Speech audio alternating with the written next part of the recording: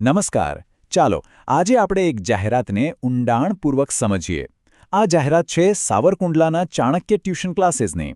હવે આમ તો આ એક નાનકડી જાહેરાત છે, પણ એમાં કેટલી બધી માહિતી છુપાયેલી હોઈ શકે ખબર છે? ચાલો એક પછી એક એની વિગતો જોઈએ અને જાણીએ કે આ વિદ્યાર્થીઓ અને વાલીઓ માટે શું ખાસ લઈને આવ્યું છે. તો આ છે એ મૂળ જાહેરાત. જો એક જ પેજમાં કેટલી બધી માહિતી, ધોરણો, અલગ અલગ સમય, સંપર્ક નંબરો, બધું જ એકસાથે. પહેલી નજરે થોડું ગૂંચવાડાભર્યું લાગે, બરાબર ને? પણ ચિંતા ન કરતા. આપણો હેતુ એ જ છે કે આ બધી માહિતીને સરળ બનાવીને એક એક વિગત સ્પષ્ટ રીતે સમજીએ. સારું, તો આખી જાહેરાતને સમજવા માટે આપણે એને 4 ભાગમાં વહેંચી દઈએ. પહેલા ક્લાસીસનો પરિચય, પછી એમના અભ્યાસક્રમો અને ધોરણો, ત્યાર પછી એમની ખાસ સુવિધાઓ કઈ કઈ છે, અને છેલ્લે સૌથી અગત્યનું એમનો સંપર્ક કેવી રીતે કરવો. ચાલો શરૂ કરીએ. ચાલો તો સૌથી પહેલા વાત કરીએ પરિચયની. મતલબ કે આ ચાણક્ય ટ્યુશન ક્લાસીસ છે શું, એમની ખાસ ઓળખ શું છે અને એવું તો શું છે જે એમને બીજાઓથી અલગ પાડે છે. જાહેરાતમાં જે સૌથી પહેલી વાત પર નજર પડે છે અને જે સૌથી મહત્વની છે એ છે આ દાવો, સરકાર માન્ય. બસ આ બે શબ્દો જ ભરોસો અપાવવા માટે પૂરતા છે. આનો સીધો મતલબ એ થાય કે આ ક્લાસીસ સરકારના નિયમો અને ધારાધોરણોનું પાલન કરે છે. અને સાચું કહીએ તો કોઈપણ વાલી માટે પોતાના બાળકના ભવિષ્યનો નિર્ણય લેતી વખતે આ એક બહુ મોટો પ્લસ પોઈન્ટ બની જાય છે. ઓકે, તો ક્લાસીસની ઓળખ તો થઈ ગઈ. હવે આવીએ સૌથી અગત્યના મુદ્દા પર, અભ્યાસક્રમો. એટલે કે અહીંયા કયા કયા ધોરણના વિદ્યાર્થીઓ ભણી શકે છે અને કયા કયા કોર્સ ચાલે છે. ચાલો જોઈએ. વાહ, અહીં તો લગભગ બધા જ શૈક્ષણિક સ્તરને આવરી લેવાયા છે. નાના બાળકો એટલે કે ધોરણ 5થી લઈને બોર્ડની પરીક્ષાઓ અને એનાથી પણ આગળ ઉચ્ચતર માધ્યમિક એટલે કે ધોરણ 12 સુધીના બધા જ વિદ્યાર્થીઓ માટે અહીંયા વર્ગોની વ્યવસ્થા છે. હવે જરા આ ટાઈમ ટેબલ પર ધ્યાન આપીએ. અહીંયા એક મજાની વાત છે. ધોરણ 9 અને 10 બંને માટે સવાર અને બપોર એમ 2 શિફ્ટનો ઓપ્શન છે. પણ એક વસ્તુ નોટ કરવા જેવી છે. ધોરણ 10ની સવારની બેચ 3 કલાકની છે, જ્યારે બાકીની બેચો 2 કલાકની છે. આના પરથી જ ખ્યાલ આવે કે બોર્ડની પરીક્ષાને લઈને કેટલી ગંભીરતા રાખવામાં આવી રહી છે. અને હા, ધોરણ 10 માટે એક બીજી ખાસ વ્યવસ્થા પણ છે. ભાઈઓ અને બહેનો માટે તદ્દન અલગ બેચ. આ એક બહુ જ મહત્વનો મુદ્દો છે.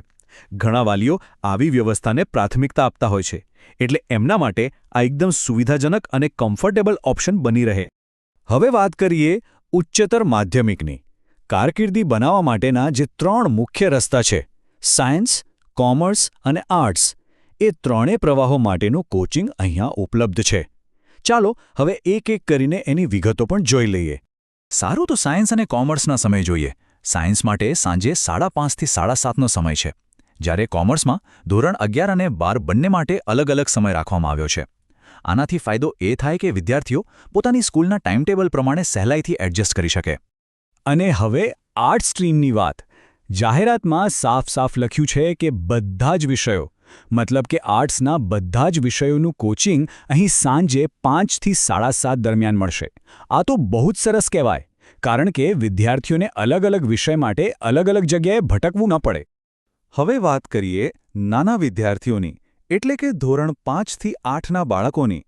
એમના માટે માત્ર સ્કૂલનો સિલેબસ જ નહીં, પણ નવોદય અને બાલાછડી જેવી સ્પેશિયલ એક્ઝામ્સની તૈયારી પણ અહીં જ કરાવવામાં આવે છે. અને એનો સમય છે સાંજે 5 થી 7નો. તો અભ્યાસક્રમોની બધી વિગતો તો આપણે જોઈ લીધી, પણ સવાલ એ છે કે શા માટે કોઈ ચાણક્ય ટ્યુશન ક્લાસીસ જ પસંદ કરે? એવી તે કઈ ખાસિયતો છે જે એમને અલગ તારવે છે? ચાલો એના પર નજર કરીએ. આ એમનો મુખ્ય સંદેશ છે એમ કહી શકાય. 2 બાબતો પર ખાસ ભાર મુકાયો છે. એક તો પોસાય તેવું ફી ધોરણ, મતલબ કે ફી એવી છે જે દરેક વર્ગના લોકોને પરવડી શકે. અને બીજું લોકેશન. ક્લાસીસ શહેરની એકદમ વચ્ચે છે, એટલે આવવા જવામાં કોઈને પણ તકલીફ ન પડે. અહીંયા એક સવાલ મનમાં આવે છે કે ધોરણ 10 માટે જ ભાઈઓ બહેનોની અલગ બેચની વ્યવસ્થા કેમ આટલી મહત્વની ગણવામાં આવી છે? આની પાછળનું કારણ શું હોઈ શકે?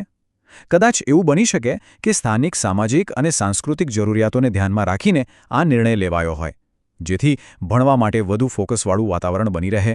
સારું, તો આપણે ક્લાસીસ વિશે બધું જ જાણી લીધું. હવે છેલ્લા અને સૌથી કામના વિભાગ પર આવીએ. માની લો કે કોઈને આ ક્લાસીસમાં રસ પડ્યો, તો હવે આગળ શું?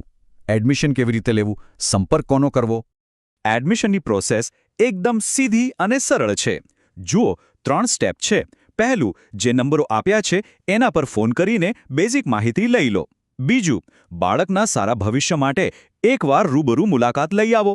અને ત્રીજું, બધું બરાબર લાગે તો વિદ્યાર્થીની અનુકૂળતા પ્રમાણે બેચ અને સમય નક્કી કરી લો. બસ.